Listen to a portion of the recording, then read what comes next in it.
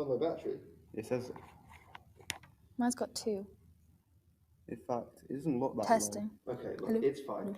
Could you talk me now? Hello. Hello. Hello. I'm getting one of these Is it the Testing. Mine's like going up in like the little thing. Hello. Is yours going up that? Hello. No. Send it. It's going so well as well. Testing. Talking yours? Aubergine. I'd like to point out we are live on YouTube as well. We're on YouTube right now. Yeah. How many views we're getting?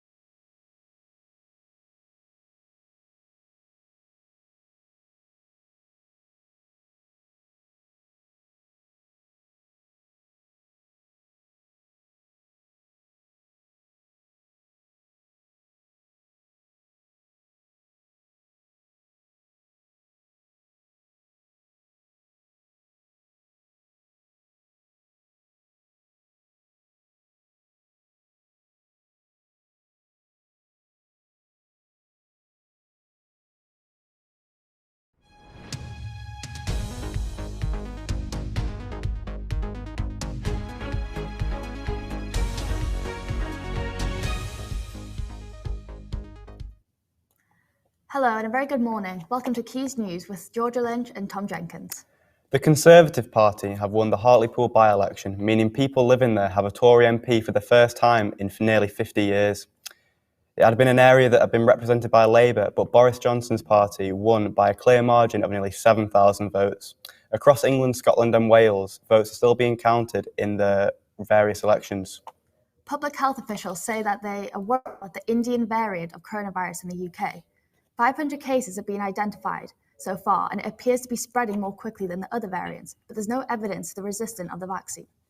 If you want to go abroad this summer, it'll be more expensive. That's from the boss of the travel company, Bookings.com. He says it's down to demand and fewer planes in service. It's as the government here are preparing to publish a green light of countries that you're able to travel to. The travel ban is set to be lifted on May the 17th. And Man United are through to the Europa League final. That's the latest from us today.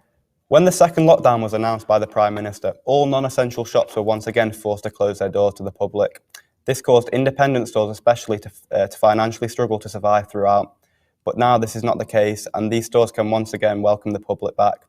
Joseph Douglas went to find out the feelings of the shop owners and the purchasing public and how it felt to be finally back. Flex is one of Manchester's most famous shopping destinations and is home to more than 60 independent stores, famous especially with the indie music scene for its iconic poster staircase and shops selling prints and shirts of their musical heroes. However, when lockdown hit, these shops were forced to close their doors to the public. Although now, the public can return, and I spoke to Mad for Art owner Karen Anderson about customers returning and if she's noticed a difference in the ways they shop. It feels so good to see everyone back and all my regular students and everything, and seeing the traders and just getting back into the everyday normalities that we have. Brilliant just to be back in the environment, seeing and catching up with all the traders and management and employers of athletes.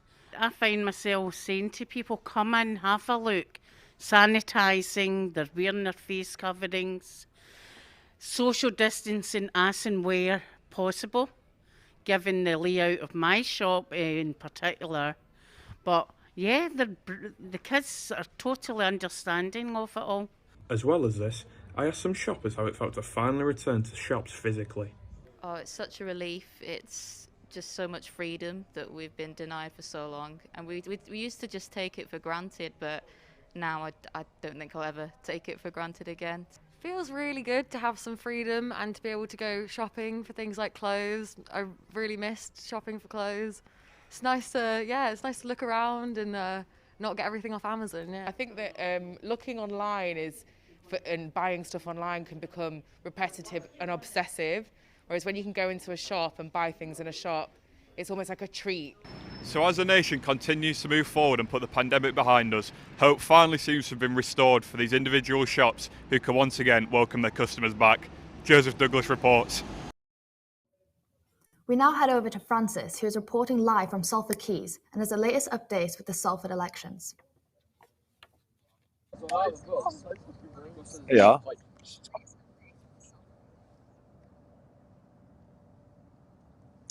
I'm here in Salford, where the Labour mayoral candidate Paul Dennett is set to win a landslide victory against his Conservative challenger, Rabbi Arnie Saunders.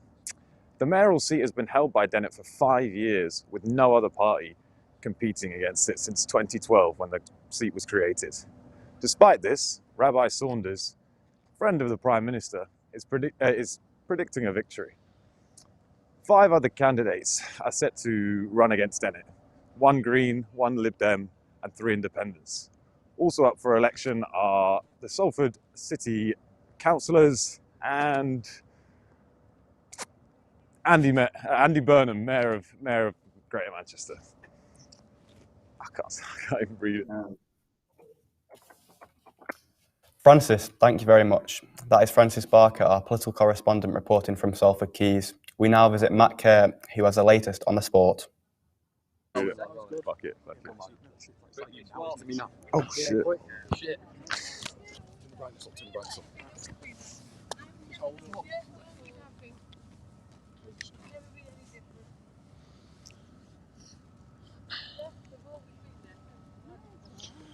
Early this week, Manchester City and Chelsea secured their places in this year's Champions League final in Istanbul. Istanbul, Turkey is currently in a major lockdown and fears of another final without fans are growing. However, there have been talks for the location of the final to be relocated to Villa Park, the home of Aston Villa. Back to last night, Manchester United beat AS Roma to reach the Europa League final despite a defeat in the second leg. Edinson Cavani has been praised for his performances by ex-Man United striker Dwight Yorke, saying bringing him into the club was a masterstroke.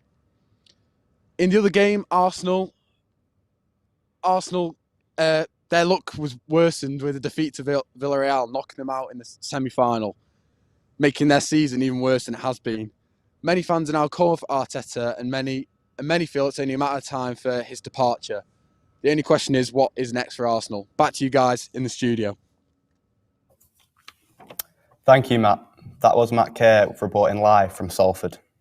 There's been much in the news about the frontline and NHS workers defeating the pandemic, but little has been reported on the work of the companies manufacturing the equipment that has been vital to the health service over the last year. We look behind the scenes at the company which has been manufacturing ventilators. Sophie Rumsby reports. Solve is a small company of 50 employees based in Oxfordshire. It was founded in 2007 with funding from Sienna Innovations and has become a world leader in producing touch panels for devices such as smartphones. Before the pandemic, Solve's focus was on research, design and development of laser equipment, building and selling laser manufacturing systems to companies worldwide. When the pandemic struck, much of the company's core work declined. However, they recognised the need for touch panels for medical devices, such as life-saving ventilators. Using their existing cleanroom facilities, Solve increased their touch panel output by over 400% to meet the demand. The touch panel goes through a 30-stage process. The main stages are inkjet and laser processes, cleaning, many quality control checks, lamination, bonding, and then packing, and many different uses, including medical ventilators. Increasing the rapid screen production caused its own difficulties, as the company's head of manufacturing explains. April 2020 was very difficult for us. We, at the same time, was fortunate to have a large order for ventilator touch sensors and screens, which we managed by tapping into local resources and increasing our workforce, and we managed to deploy those orders. The touchscreens are then shipped both nationally and internationally and used on ventilators as a vital part of the global fight against the coronavirus pandemic. It is not known how many people around the world have benefited from these ventilators, but the critical parts produced here at Solve have undoubtedly saved many lives.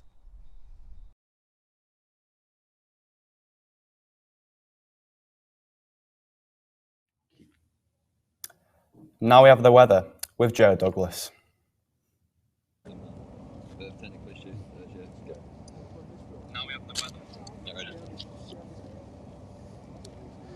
Hi there. The last few days haven't been the sunny May we were all hoping for after the last few weeks of April, and the poor weather looks to be continuing into the next few weeks with heavy rain and winds on their way. Some sun may come out over the next couple of days, but it will be covered by cloud and maybe partnered with rain. After the fourth driest April since records, May doesn't look like it's going to be following suit, and compared to the records of the last 3 dry Aprils, summer looks like it could be unsettled as well. Not much sun, lots of wind and rain. So if any of you are challenging for the hot girl summer, I'd pack that in now and start eating as much as you like. But while hot girl summer may be cancelled in Salford, the weather in Tbilisi, Georgia, looks to be scorching. 24 degrees for the next 3 days. Speaking of Georgia, back to you in the studio. That is all from us today. You're watching Quays News.